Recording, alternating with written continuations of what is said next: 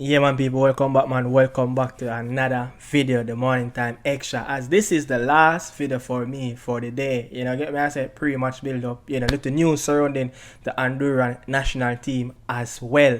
You get what me I say, and then we have to talk about the reggae boys. And don't know, we just have to talk about the game, the whole game itself. You understand? So, people, remember, if you're new over here and you're leaving and you like the content, you just don't leave without smashing that subscribe button and like the video. You don't know. Big up to my usual fans, dieted people. Continue to support the video. Really appreciate it. But look, big game today in Honduras. You get what I say? I think this is the biggest game of the year for Steve McLaren.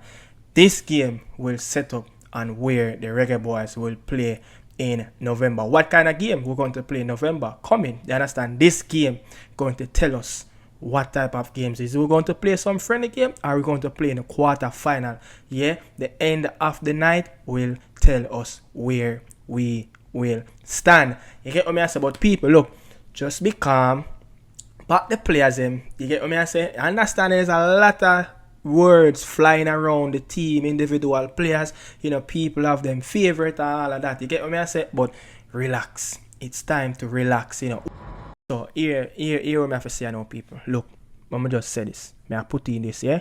Mikel Antonio will score tonight against Honduras, and him shut up the whole of the critics that the Reggae Boy fans have been making over the last couple of days. Not really just couple of days, but even throughout the Copa America. But let me tell you this, but one thing, Mikel Antonio, if he can play between the two sticks, if he can play between the two sticks, real football fans will understand.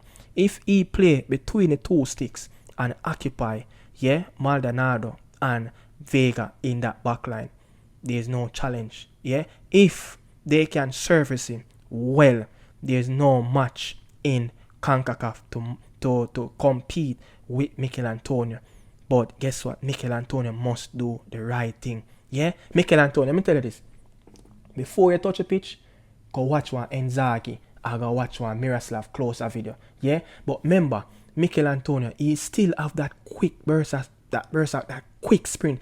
I remember, Mikel Antonio not really genuinely develop as a centre forward, but he might forget him beaten at times when he miss some ball. You get what I say? But understand this, Mikel Antonio will get the job done tonight. You see, if him not do that, then you say tomorrow when we drop the video, only can beat me in the comment section. But Mikel Antonio will score tonight. Remember that. Going to move on. Let's move on to the next thing again. Hopefully you guys watching this, you're going home from work, going home to settle, cook your dinner, because it's a late kickoff in Honduras. You get what I say? But guess what? It will be a cool night in Honduras. You get what I say? 8 p.m. kickoff local time.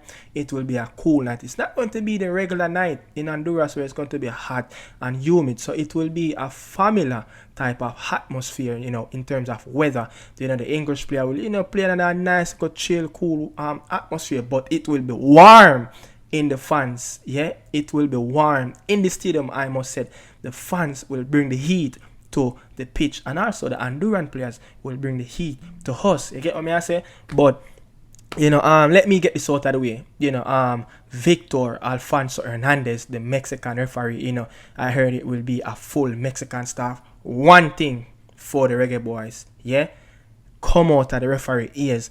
These referees, especially the referees that's coming out of Liga MX, they're not going to call for everything. That's rule number one in the game. If the referee make a call, work with it. That's his decision. And these referee will not be calling for a simple fault. The game will move on. The game will not be like a netball game. It will be a contact sport where players be making contact with each other. You understand? So that's number one. And it will be, I heard that, it will be a Mexican staff, but I know for sure Victor Alfonso Hernandez, not the first he have gone to ref a Reggae Boys game. You understand? So Mexican referee, we get that out of the way. But let we get the other things. It will be tough calls against us. I can tell you that. This is a stronghold in Central America. It will be tough calls. So be patient and work with what the referee have to do. But look, people, this game not going to be a pretty game. Don't expect this game will be a pretty football game for the Reggae Boy national team. It won't be a pretty game. This game should be a smash and grab and leave. You understand? This is a one and go. You understand? You know, like you book a girl on the corner, or you book a girl at one club and she says she want to have fun, and you just say, yo, you go pop a one and go, a one of that one. Boss off them head in a Honduras, yeah? Walk out with a Bob Marley and leave. If you can leave on a private jet, the immediate night, we're going to get it, because this game is Steve McLaren most important game. As they will say in Spanish, importante. You get what I say? It will be an important game. This is the most decisive game for the year in the Reggae Boy rest of remaining fixtures for the rest of this group stage. This will set up where we will finish in Group B? Group B in League A, so, look, it's going to be smash and grab, but as I said, it won't be a pretty game, I said, don't expect, yes, we'd love to see a pretty game, but I'm not expecting to see a pretty game, I'm expecting to see the same lineup, he have already messed up the lineup, the starting lineup in that first game, where, where's, and even the thing, where's so many defenders coming from in the Reggae Boy team, you understand? Lack of midfielders, lack of attacking players that can bring that decisive moment in the final third, you understand? So he's going to be a little bit more proactive, he's going to have to be a little bit more useful, and he's going to have to be more precise. And when he bring on his substitutions, I wouldn't want to see, Kaim Dixon start. I want to see Kaim Dixon coming off the bench, bring that youthfulness on the pitch, bring that energetic moment. That look, that little kid, as they get that little candy, them just start to run around into the backyard. That's a Kaim Dixon. Whenever Kaim Dixon touch a pitch, you're just like, whoa. Something will happen. He just made the moment that something is going to happen in the moment. That's a Kaim Dixon for you. You understand? So, not going to expect a pretty game. Just expect we just need to go into Honduras and do what we need to do. This is one of the games, and I know a lot of people are going to say, yo, if the team play, and bounce the ball and have about 500 passes, we're not going to have that done in Honduras. We have never done that before. And we are not a team that prepared or developed over a certain amount of years to go in one of Central America, stronghold and do stuff like that. Not even Mexico do that. Not even the US team do that. So who, with these little makeshift midfielders that we have going to do that? You understand? But just put it to understanding and put it to context that this will be a smash and go, accept what Joe Latibody bring to the team, accept Casey Palmer and Bobby Reid. Bobby Reid will be vital in this midfield, especially when you look in the Honduran national team, the two midfielders that Ronaldo Rueda are favored to play in that double pivot. Remember, it's two defensive midfielders, Flores and Arriaga. These two players are defensive players, but guess what? They are not the defensive players that we have. They're so technical on the ball.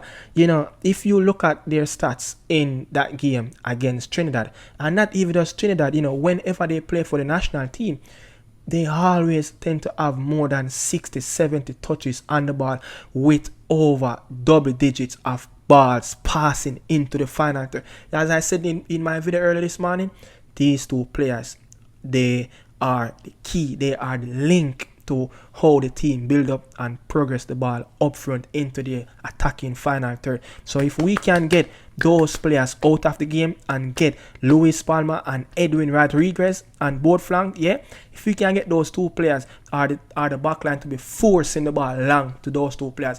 Those two players are very short and we are much physical. So we're going to win air balls more than how they will expect. You get me? So it's very important, man, to close down their strongest point, and the strongest point in this team is the midfield. You get me? So that's how they build up. And where else I want to go? Look on the news surrounding the Honduran national team.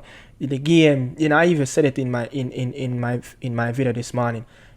Two players, the right back, Maylor Nunes and Hendrick, the goalkeeper, both of them will not feature in the game later on today. As Ronaldo have said it in his post press conference, they will not. I think he said it in the build-up for the press conference for the game. He said that these two players will not train with or not play. Let's say not featured in the game later today. They, Mailer is some discomfort, and I think is the goalkeeper is having some other issues as well. They force off the pitch, and the two players that going to replace. Let me get the name. The two players that replace, the two injured players in the Honduras national team is Esau Flores and Oscar Almendares. So Maylor Nunes was that second choice right back. The first, I think Andy Nahir, he is the first choice right back, and he's injured. He didn't get selected in the 23-man squad, and they went with Maylor Nunes, the second choice. No, you have Oscar. He's coming from Real, I think it's Olancho, FC in the first division in Honduras. He's playing, so he will be the third choice right back. So guess what? Right back, Demari Gray. This is his time. These and more likely he will be the starting right back coming later today, because Maylor Nunes was the only true and true out and out right back in that squad. They have centre half that can play makeshift right back, but expect to see the new man that came in to play and go right into the starting lineup. So Demar Gray, that's your man right there. Go and get him. You understand? Go and heat him food 1v1. He's not going to be that confident. He's going to be like, whoa. He never expect to get picked into the team. You understand? So no, isn't it? And this team has been struggling with the injuries as well. Let me say it. Andy Nahir, and Benavides and Alex Vega and Dixon Ramirez, both, all those four players, didn't select in the 23-man squad. They out, and Honduras have the same issue, that the reggaeboyz have. Players who can come off the bench and create an impact. Most of those players on the bench are fringe players. You understand? Benavides is a wing player that usually covered whenever Luis Palma or Edwin Rodriguez needed to be substitute or they run out of gas. Andy Nahir is one of the leader in the team. He captained the team in previous before one of their game. I think they played a friendly against Colombia, so he's an experienced player. And another player, Alex Vega, he got called up with an injury, so they actually have to replace him as well. But yeah, those are the little news surrounding the Honduras selection for later. But expect to see two changes in expect to see two changes in the Honduran starting lineup, which I think will be Bubo Lopez, the 30-year-old from Real España.